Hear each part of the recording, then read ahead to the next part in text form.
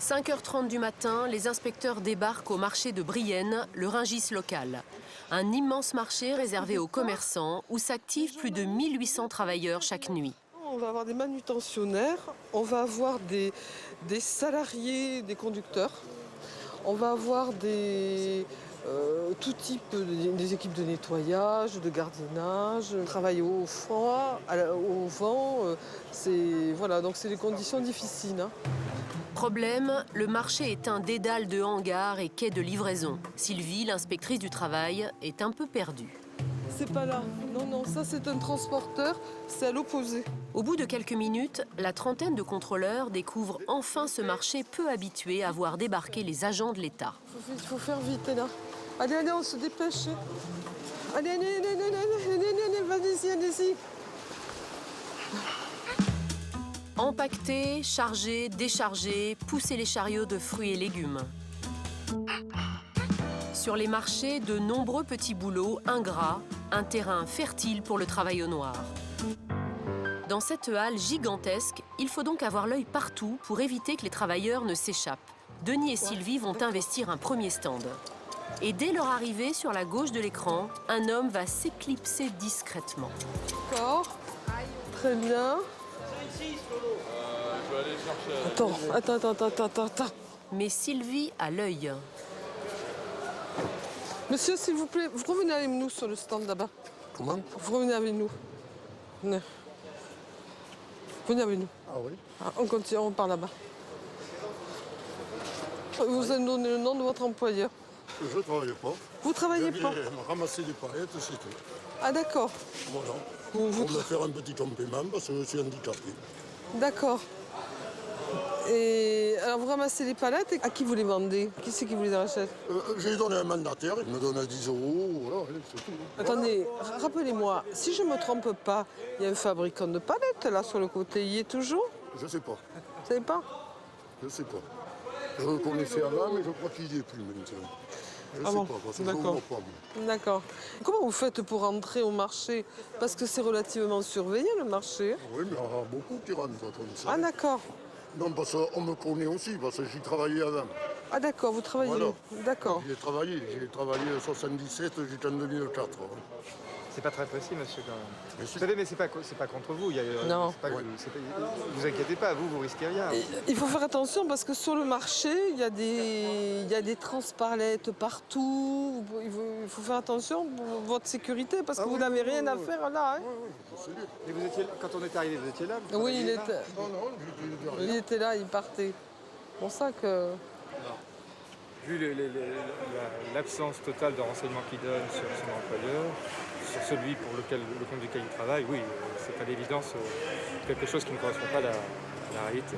Il est là dedans. Ici, payer les manutentionnaires de la main à la main serait une pratique courante. Pas de fiche de salaire et donc aucune cotisation sociale pour les caisses de l'État.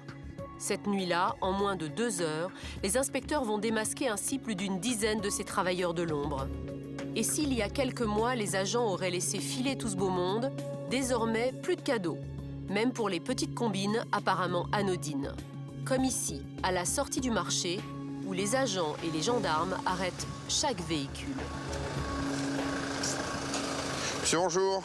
Gendarmerie nationale, vous pouvez couper le moteur de votre véhicule, s'il vous plaît? Bonjour monsieur, inspection du travail. Inspection du travail. Le capitaine Moreau et Sylvie vont tomber sur un transporteur plutôt étonnant. Vous êtes salarié Je suis salarié. D'accord. De quelle entreprise? Vous avez- L'homme travaille a priori pour un grand site de vente en ligne. Non, parce que là, je donne un coup de main à un collègue à moi, là, il a besoin d'un coup. D'accord. Et qu'est-ce que vous transportez? La clémentine. D'accord. Vous pouvez nous montrer, s'il vous plaît? Pourquoi achète des clémentines? Il achète pas de clémentine, de l'électroménager, de l'appareil photo. Tout à fait. Ouais, Oui. voilà. Là, il y a un gros... Enfin, il y a quelque chose qui n'est pas normal. Ouais, c'est pas normal. Le véhicule, il appartient à qui? D'accord. D'accord. Lui, c'est le professionnel et vous lui donnez un coup de main. Là, ce matin, il avait besoin d'un collègue à lui, ils allaient chercher une palette, je lui ai dit, il n'y a pas de problème. Et je l'ai rejoint là pour qu'on aille boire un chocolat ensemble. D'accord. Il est toujours sur le marché, le monsieur, là? Lui, là, il n'est pas arrivé. D'accord. Ok. Vous pouvez... Bon, on va relever les identités, vous allez venir avec tous les documents, on va aller au véhicule là-bas, à l'abri. Alors là, il y a un souci, car ce monsieur travaille pour une société et en fait est venu aider un ami bénévolement qui lui a une autre société, donc il n'est pas employé par lui. Et là, on est face à une situation de travail dissimulé par dissimulation de salariés. Ce jeune homme cumule probablement 2 emplois. Avant sa journée, chez le vendeur d'électroménager, il arrondirait ses fins de mois en transportant des palettes de fruits. Quelques dizaines d'euros en plus, mais à sa grande surprise, Sylvie ne va rien laisser passer. Vous ne pouvez effectuer une activité que si vous êtes salarié. Madame, je ne suis pas en activité, j'ai rendu un coup de main à mon collègue. Je sais pas, madame. D'accord, non, mais tout à fait. Ouais. Nous, ce qu'on veut savoir, c'est, bon, par exemple, si vous avez un accident, Oui, bon, vous êtes couvert comment, monsieur? j'ai ma responsabilité civile, monsieur. Ah non, là, vous êtes... Seul. Non, mais non, puisque c'est un véhicule de société qui appartient à quelqu'un d'autre. Et alors? Donc, mais votre responsabilité civile ne peut pas fonctionner. Votre collègue, il a une activité commerciale. Il a ce qu'il veut. Je sais pas, moi, ce qu'il a. Je ne suis pas dans ses affaires. Une tonne de clémentine, c'est pas pour ses besoins Bien sûr que personnels. oui, il fait des marchés, donc certainement. Voilà, il fait des marchés, d'accord. Bon, eh bien écoutez, on vous remercie, mais vous passerez bien le message à votre ami. Hein. Il va recevoir Ouais, le procureur va lui écrire. je... Ah si, il écrit à tout le monde. Là, en ce moment, il dit... Et puis, compris, ouais, je les ai vus sur le... surtout aux gens qui transportent des clémentines sans être déclarés. Voilà. Sans être déclaré. Allez, Sylvie a beau plaisanter, quelques jours plus tard, c'est chez les gendarmes que le patron présumé du jeune homme va être convoqué. voilà. Et ce qui est présenté comme un coup de main risque de lui coûter cher. C'est bon, là. Ok. Ça a été dur, hein? Oui. C'est souvent comme ça. C'est avec des opérations d'envergure comme celle-ci que Sylvie, l'inspectrice, et sa trentaine de collègues ont dressé 2 fois plus de PV sur toute la région en moins d'1 an. Ces démonstrations de force ciblée ont payé, et pourtant, la fraude est loin de reculer. Mais ça, c'est pas encore demain. Ça, je pense qu'on peut... On n'a pas à s'inquiéter à ce niveau-là. Hein.